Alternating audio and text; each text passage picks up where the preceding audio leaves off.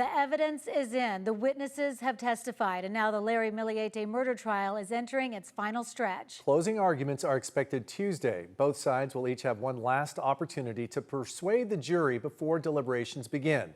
News 8's Kelly Hessedall joins us live from the South Bay Courthouse. And Kelly, you talked to a legal expert about this trial. What did she have to say? That's right. And to be honest with you guys, this is something I could have talked with her about for hours. But the big thing that I really wanted to discuss with her is the fact that Larry Millete did not take the witness stand. Here's legal analyst Gretchen von Helms. I think it probably would have helped his case because he was very in love with his wife.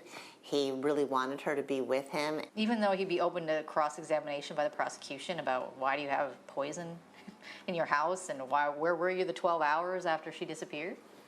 Well, then if he was prepared to answer those questions, yes, but you can't speculate. So the jury is not allowed to consider whatsoever the fact that he did not testify, because people in this country are presumed innocent.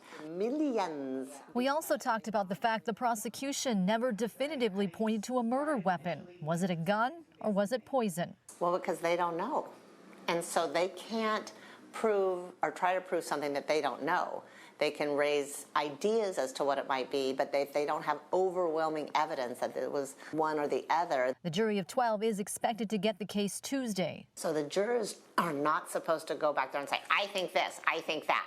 They're supposed to go there and talk about it and say, what do you think? What do you think, to each juror? Then they toss in, oh, I thought this was important. Oh, I thought this was important. So the jurors talk about what evidence was important and what conclusion it leads to. And then they ask, because there's a presumption of innocence, is there a reasonable doubt? Do we have doubt? Let's just say, for argument's sake, hypothetically, it is a hung jury.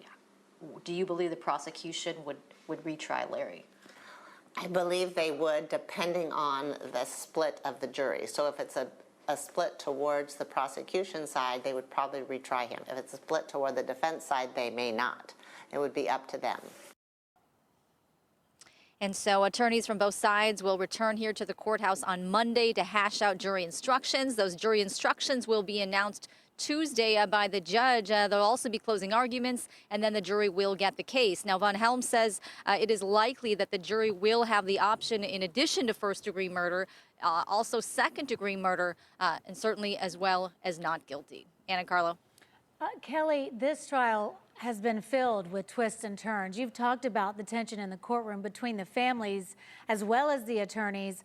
A lot of pressure on both sides. I mean, the families knew each other for decades. Yeah, absolutely. Lots of tension has been in the courtroom. I definitely don't think there's any love lost between the attorneys on both sides. And one thing I was going to point out is that yesterday, when we were talking about the schedule going forward, Deputy DA Christy Bowles, who you know has been on this case for the past 5 years, she suggested let's come in on Friday, so tomorrow, and hash out jury instructions. Well, the defense said no, the judge said no, it's a holiday, no one else is going to be here. But Christy just talked about the fact that this is really a case she really wants to prepare as much as she can for closing. So I think it just speaks to the amount of pressure she's under, and you can certainly even see it on her face. You know, everyone, I think, involved hoping for a verdict in this, and that there's not a mistrial and we have to go through it again. Kelly Hessedall reporting live. Thanks, Kelly.